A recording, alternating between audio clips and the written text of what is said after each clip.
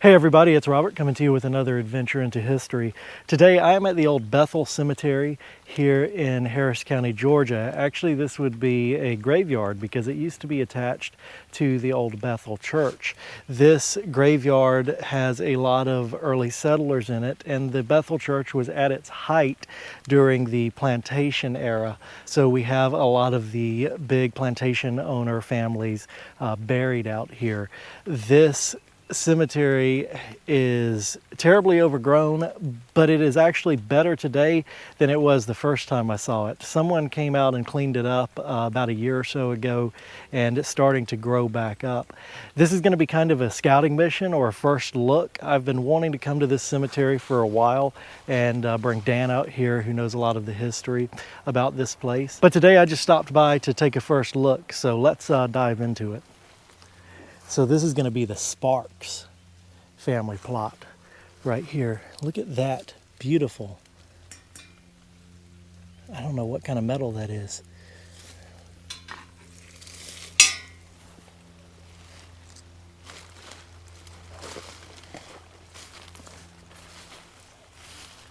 It says wife.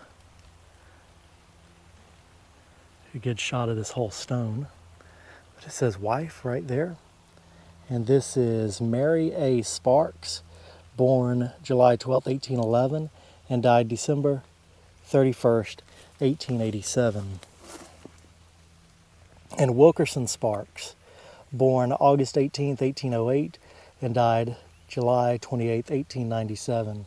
And that Wilkerson Sparks was a large plantation owner around here, I believe. His name is very familiar to me. We have probably even talked about him on some previous videos. That is the Sparks lot right there. There's another gate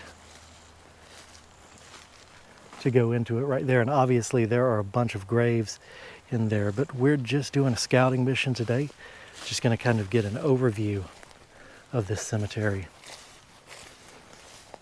And this place obviously looks pretty overgrown today, but I assure you this is like almost manicured and well kept. Compared to how this place used to be just a few years ago. There's a really ornate iron fence around at least one grave. It's going to be a marble false tomb right there. And there could be another unmarked grave over there. In fact, I think I see an indention where there are two graves in there. This is a beautiful stone. Someone has put back together at some time. You can see the breaks in it where it was repaired. We've got the weeping willow on the top, sacred to the memory of Sarah Jarrett Ingram, daughter of Dr. James D. and J.H. Jarrett, and wife of Porter Ingram Esquire, who died August 5th, 1855, not lost but gone before.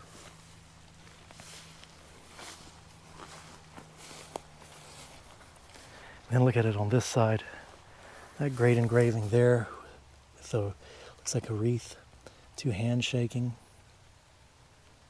Sarah, the dead shall rise again. Oh, when will the morning break? Oh, when will the morning break?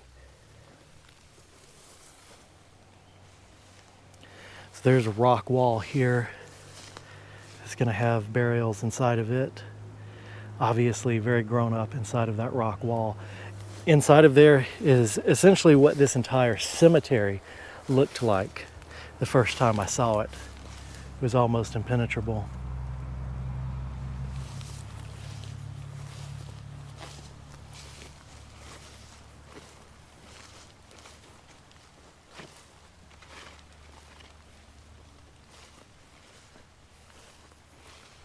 This epitaph on the side says, "Servant of God, well done. Rest from thy loved employ.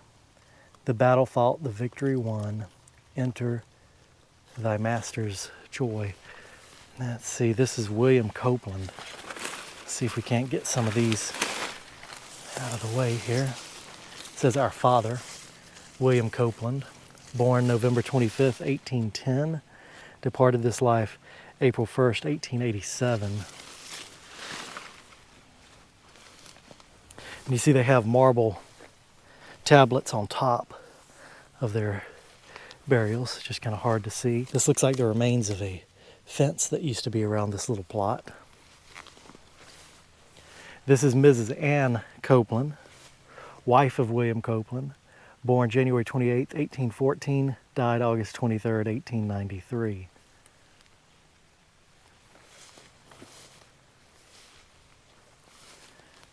And there is another piece of marble, and look at how look at how the marble has degraded and deteriorated on this stone.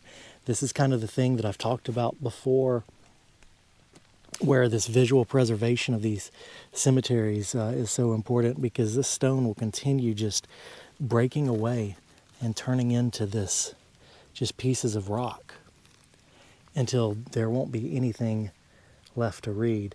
This is also a good example of why cleaning these stones is important, because sometimes this growth that's on them will get in there and eat away at the stone. It's also an example of why cleaning these stones properly is important, because cleaning these the wrong way will cause a similar damage.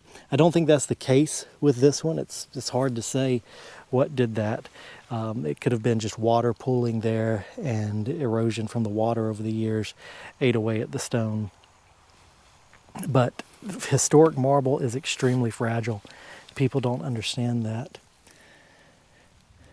It looks like the name is Marshall. Marshall. I see S-W-A-N. I can't see the rest. Son of William Capers and Julia, and it's gone. And that, my friends, is a good example again of why visual recordings of these old headstones and that sort of thing is so very important, because they will just vanish to time sometimes, not to mention other forms of destruction. But we would know what it says, because this one, same son of the same people, Albert Sidney, son of William Capers and Julia Copeland Johnson. So that would be the same parents as that fellow over there of Marshall. We've got a toppled over obelisk right here. Almost didn't even see it. This is William Capers, and we've got this fire ant's nest on top of it. This is also polished granite. Very different kind of stone material than the marble we've seen. This granite really stands the test of time. We'll obviously have to come back out here and clean all that dirt off to read it. It's been raining today, so that dirt is turned into mud. See if I can get all this out of the way and see who this is.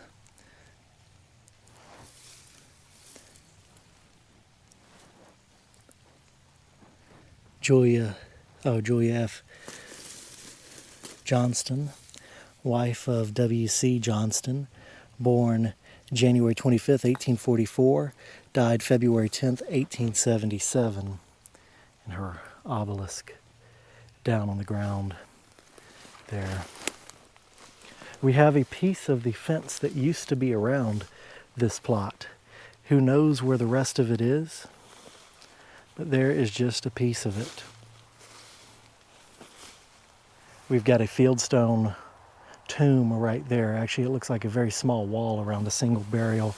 In other words, it didn't have a top on it like a lot of the fieldstone false crypts we see do. This was just a little wall that has collapsed in on one side.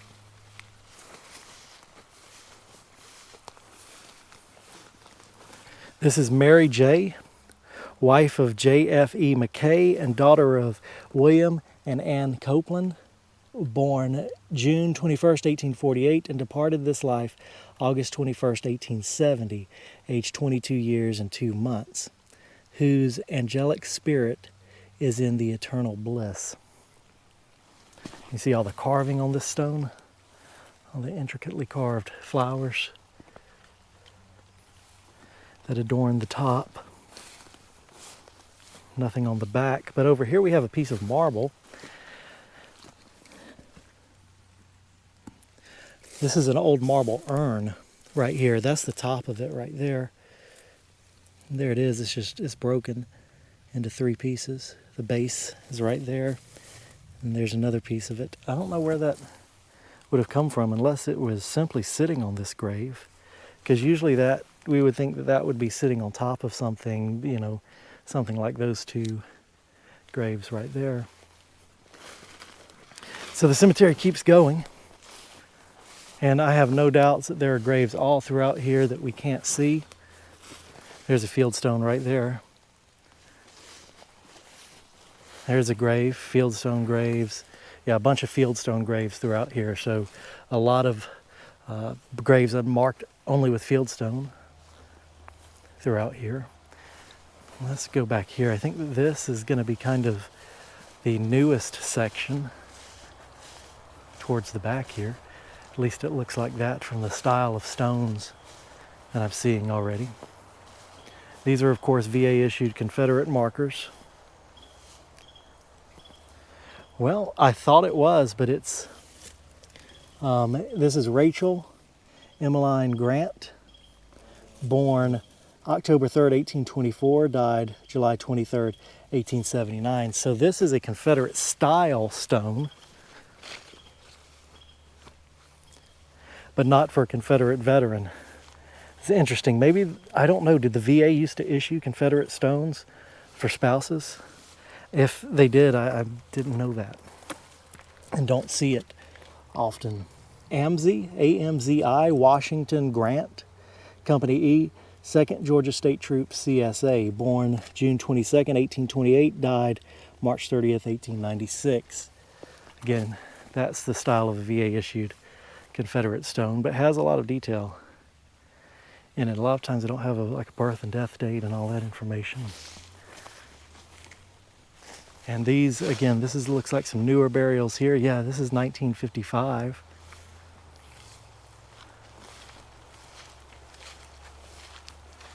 This is 1948, 46. Those are 1950s.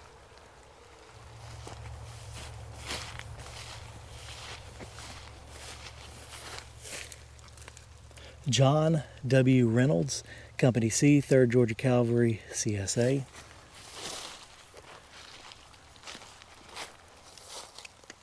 Emmeline Reynolds, born in 1835, died November 17th, 1900, age about 65 years. Got lots of little row of children here. See headstone, footstone, headstone, footstone. Just one there.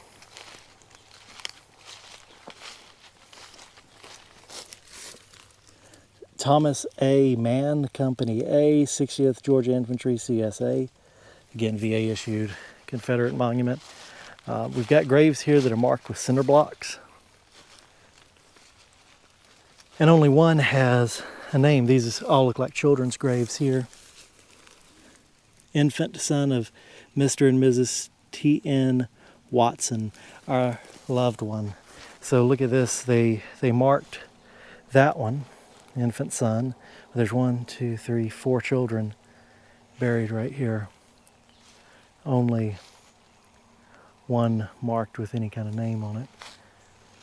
It's kind of sad.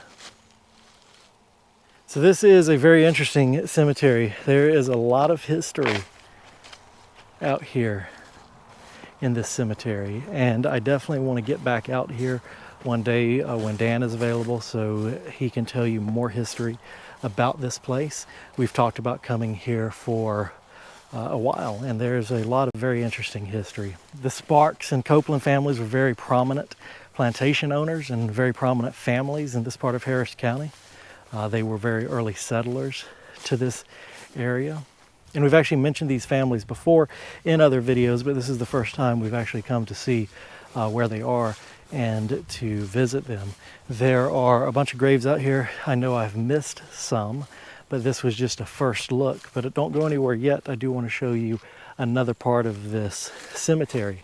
Oftentimes we will see an old church graveyard, and there will be, if the church graveyard dates back to the plantation era like this one does, oftentimes there is an adjacent burial ground for people who were enslaved, who were members of the church. And oftentimes that section, as you guys have seen on video, will be in the woods and uncared for, whereas the other side will be maintained. And it's almost like it is two segregated cemeteries on the same plot of land belonging to the same church, one section cared for and one section not cared for. And oftentimes it's the African American section that has gone forgotten and uncared for. It's the opposite in this case here. And I'm about to turn the camera around and show you. This space out here is the original burial ground for the enslaved members of the Bethel Church. And this cemetery, this half of the cemetery, is still in use by the African American community to this day. And there's some very early African American graves out here that are marked and have names on them. And there's also burial of people who were enslaved out here that are marked with just fieldstone, as we so often see. So this section is kept up and mowed, whereas the other section is obviously not. And it's kind of the reversal of what we so often see in documenting these kind of historic places. This is Elizabeth Jarrett, born 1812 and died 1888. Now that's interesting to see because she's buried in the African American section, so she would have been somebody who was born enslaved on the Jarrett plantation, and we just saw that name over in the plantation owner section back there. And I think it's kind of fascinating to see the same last names in the two sections of cemetery that were effectively segregated for many years. There's still a fence, just a little wire fence that divides the two sections of cemetery. This is Janie Jarrett, wife of J.G. Hawkins, born August 12, 1858, died May 1st, 1916.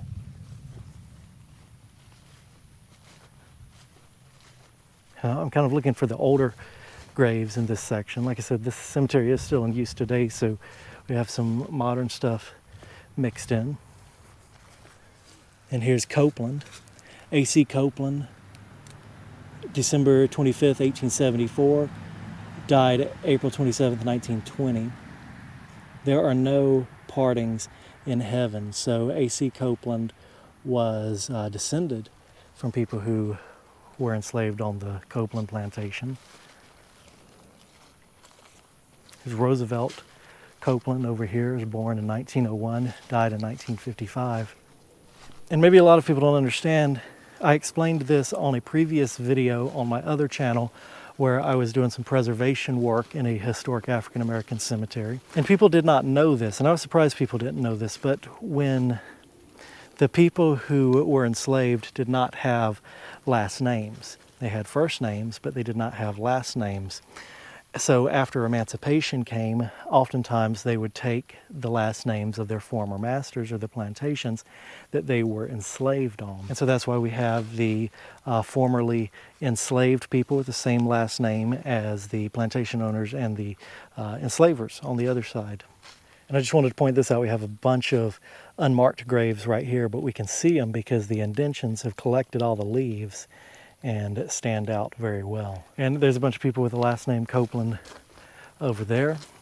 But there's one other grave that I want to show you on this video, and it's one that I always get excited to find in the African American cemeteries. It's a MTA stone.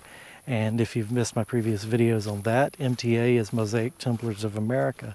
It was an organization that was founded by two formerly enslaved people That was the organization's goal, was to benefit the African American community during a time in which there was no life insurance or burial benefits or no organizations around like it to benefit the African American community.